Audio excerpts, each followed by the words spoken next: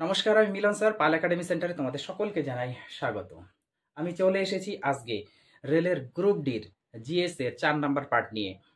তাহলে চলো আমরা বেশি কথা বলবো না, আমরা সরাসরি চলে আসবো কোশ্চেনে। প্রথম কোশ্চেনটি যদি একটু খেয়াল করো তাহলে তোমরা দেখতে পাবে যে লেখা আছে father of botany. Father of botany যাকে বলা হয় হচ্ছে উদ্ভিদবিদ্যার জনক। কোশ্চেনটি যদি খেয়াল করো তাহলে দেখতে পাবে যে এটি কিন্তু অলরেডি আরআরবি এনটিপিসি 2021 সালে এসেছে। প্রায় কোশ্চেন এখানে কিন্তু রেলে এসেছে। তোমরা খেয়াল করো একটু ভালো হবে যে প্রায় কোশ্চেন এখানে রেলে এসেছে। তাহলে প্রথম যে কোশ্চেনটি ফাদার অফ বোটানি মানে উদ্ভিদবিদ্যার জনক বলা হয় থিওফ্রাস্টাস। থিওফ্রাস্টাসকে হচ্ছে আমাদের ফাদার অফ বোটানি বা উদ্ভিদবিদ্যার জনক বলা হয়ে থাকে। খুবই ইম্পর্টেন্ট কোশ্চেন। তারপরে প্রাণীবিদ্যার জনক কাকে বলা হয়? এখান থেকে তোমাদের একটু মনে রাখতে হবে যে প্রাণীবিদ্যা এবং জীববিদ্যা, যেটা প্রাণীবিদ্যা এবং জীববিদ্যা এই দুটোর জনক সেম। প্রাণীবিদ্যার জনক হচ্ছে অ্যারিস্টলকে বলা হয় এবং জীববিদ্যার জনক হচ্ছে অ্যারিস্টলকেই বলা হয়। এই দুটো কোশ্চেন যেন কারো কখনো ভুলিয়ে নেওয়া যায় যে প্রাণীবিদ্যার জনক অ্যারিস্টল এবং জীববিদ্যার জনক হচ্ছে অ্যারিস্টলকেই বলা হয়ে থাকে। তারপরে কোশ্চেন দেখো, বায়োলজি শব্দটি প্রবর্তন করেন। এই যে বায়োলজি শব্দটি তোমরা কিন্তু ক্লাস 10-এ পড়েছো, যে জীবন বিজ্ঞান বই তোমরা পড়েছো যে বায়োলজি শব্দটি প্রবর্তন করেন হচ্ছে বিজ্ঞানী ল্যামার্ক। বিজ্ঞানী ল্যামার্ক হচ্ছে বায়োলজি শব্দটি প্রবর্তন করেন। ওকে, তারপরে কোশ্চেন দেখো, বংশগতি বিদ্যার জনক কাকে বলা হয়? ক্লাস 10-এর কোশ্চেন, বংশগতি বিদ্যার জনক কাকে বলা হয়? ক্লাস 10-এ বায়োলজিতে তোমরা পড়েছো যে বংশগতি বিদ্যার জনক হচ্ছে G J Mendel. G J মেন্ডেলের পুরো নাম হচ্ছে গ্রেগর জোহান মেন্ডেল। ওকে, বিজ্ঞানী গ্রেগর জোহান মেন্ডেলকে বলা হয় হচ্ছে বংশগতি বিদ্যার জনক।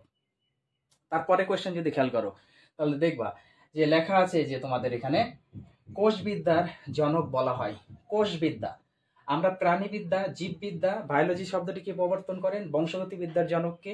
এবারে আসলাম হচ্ছে আমরা কোষবিদ্যার জনক কাকে বলা হয়? কোষবিদ্যার জনক বলা হচ্ছে রবার্ট হুককে। খুবই ইম্পর্টেন্ট, কোষবিদ্যার জনক বলা হচ্ছে রবার্ট হুককে। পরে কোশ্চেন দেখো, স্যালাইন জলের মধ্যে শতকরা কত ভাগ খাদ্য লবণ? খাদ্য লবণের আরেকটি নাম যেটা হচ্ছে সোডিয়াম ক্লোরাইড বা NaCl। তোমরা সকলেই জানো যে সোডিয়াম ক্লোরাইডকে হচ্ছে খাদ্য লবণ বলা হয়, আর এর কেমিক্যাল নেম হচ্ছে NaCl। এর কেমিক্যাল নেম অ্যাকচুয়ালি হচ্ছে সোডিয়াম ক্লোরাইড।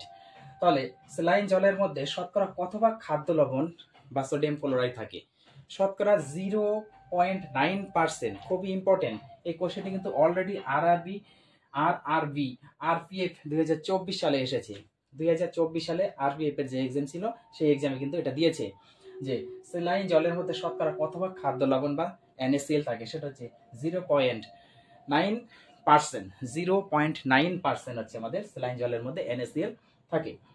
পরে কোশ্চেন দেখো যে 20 কেজি ভরের একটি বস্তু 4 মিটার পার সেকেন্ড স্কয়ার ত্বরণ নিয়ে চলছে, বস্তুটির উপর প্রযুক্ত বলের পরিমাণ কত?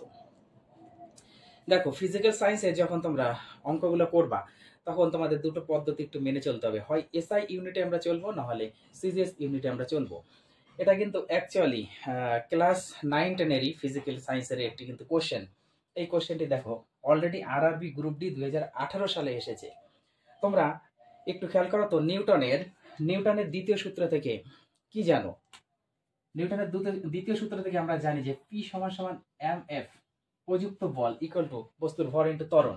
তার মানে 20 কেজি ভরের একটি বস্তু, 20 কেজি ভরের একটি বস্তু, তার মানে আমাদের m দেওয়া আছে 20 কেজি এবং কেজি সবসময় নির্দেশ করে SI ইউনিটে। তারপরে 4 মিটার পার সেকেন্ড স্কয়ার ত্বরণ, তার মানে আমাদের F দেওয়া আছে 4 মিটার পার সেকেন্ড স্কয়ার। এবার মিটার কিন্তু নির্দেশ করে SI ইউনিটে, তার মানে কেজি এবং মিটার দুটো হচ্ছে আমাদের SI ইউনিটে আছে। তাহলে এখানে আমাদের একক পরিবর্তন করার কোনো দরকার নেই। তোমরা অপশন একটু দেখবা যে অ্যাকচুয়ালি একক CGS এ আছে না SI আছে, তাহলে সেই হিসাবে কিন্তু করতে হবে। এখানে অলরেডি নিউটন যেহেতু দেওয়া আছে, তাহলে নিউটন হচ্ছে আমাদের SI এককে বা SI ইউনিটে থাকে। তার মানে এখন যদি আমরা এখানে M আর F এর মানটা যদি একটু বসিয়ে দিই তাহলে আমরা পাবো M মানে হচ্ছে 20 ইন্টু F মানে হচ্ছে 4, যেটাকে বলা হয়েছে নিউটন। এটা হচ্ছে নিউটন, তার মানে কেজি আর মিটার, কেজি মিটার এটা হচ্ছে অ্যাকচুয়ালি নিউটন প্রকাশ করে। তার মানে তোমাদের 4 × 80 নিউটন। 80 নিউটন হচ্ছে প্রযুক্ত বলের মান। তার মানে 20 কেজি ভরের একটি বস্তু 4 মিটার পার সেকেন্ড স্কয়ার ত্বরণ নিয়ে চলছে, বস্তুর উপর প্রযুক্ত বলের পরিমাণ কত? 80 নিউটন। তাহলে বোঝা গেল, আশা করি অঙ্কটি নিয়ে কোনো সমস্যা নেই। পরের যে কোশ্চেন, সেই কোশ্চেনটি দেখো, কোনো 50 কেজি ভরের বস্তুর উপর, তার মানে 50 কেজি কোনো ভরের বস্তুর ওপরে আমাদের 100 নিউটন বল প্রয়োগ করলে 100 নিউটন বল প্রয়োগ করলে তার ত্বরণ কত হবে। তার মানে কিন্তু সেম এই যে ফর্মুলাটি ছিল P = mf, এই ফর্মুলা দিয়ে কিন্তু তোমাদের এই অঙ্কটিও করতে হবে। এটিও অলরেডি দেখো RRB গ্রুপ ডি তোমাদের 2018, মানে দুটো কোশ্চেনই 2018 সালে এসেছে। তাহলে কোনো 50 কেজি ভরের বস্তুর উপর 50 কেজি ভর, তার মানে 50 কেজি যদি ভর থাকে, তাহলে আমরা এখান থেকে একটু লিখতে পারি যে 50 কেজি ভর, তার মানে m = 50 কেজি, m = 50 কেজি পেয়ে গেছি। তারপরে বস্তুর উপর 100 নিউটন বল প্রয়োগ করলো, তার মানে কি প্রযুক্ত বলের পরিমাণ, মানে P = 100 নিউটন, P = 100 নিউটন যদি হয়, তাহলে আমাদের F = কত, তার মানে আমাদের ত্বরণ বের করতে হবে। আমরা কি জানি, P = mf, P = mf থেকে যদি আমরা f টাকে যদি বার করি, তাহলে P বাই m হয়। এখন P এর ভ্যালু আর m এর ভ্যালুটা যদি আমরা বসে দিই, P মানে কত আমাদের 100, P মানে হচ্ছে আমাদের 100, তাহলে আমি একটু এখানে করি, দেখো 100 বাই কত আসবে আমাদের m মানে আমাদের 50, তাহলে 50, 100/50। এবার যদি কাটাকুটি করি তাহলে আসবে আমাদের 2, তার মানে আমাদের F = আসবে 2, F = 2। এবার 2 ইউনিটটা দেখতে হবে, আমাদের ইউনিট কিন্তু মিটার, ত্বরণ সবসময় মিটার পার সেকেন্ড স্কোয়ারে হয়, মিটার পার সেকেন্ড স্কোয়ার। অপশনে যদি তোমাদের 2 মিটার পার সেকেন্ড স্কোয়ারে থাকে, তাহলে সেই অপশনটি দেবে, অথবা এই অপশনটি কিন্তু অনেক সময় তোমাদের উল্টা করে দেয়, যে এটাকে আমরা লিখতে পারি যে 2 মিটার ইন্টু সেকেন্ডের পাওয়ার -2, তার মানে 2 মিটার ইন্টু সেকেন্ড -2, এটাই কিন্তু অ্যাকচুয়ালি এই অর্থটা প্রকাশ করে। 2 মিটার পার সেকেন্ড স্কোয়ারকে আমরা এইভাবে লিখতে পারি। অপশনে যদি তোমাদের এটি থাকে তাহলে এটাই দিবে, আর যদি এটি না থাকে তাহলে এটি থাকে, তাহলে এটাই দিবে। ওকে, আশা করি তোমাদের এই দুটো অঙ্ক নিয়ে কোনো রকম সমস্যা নেই।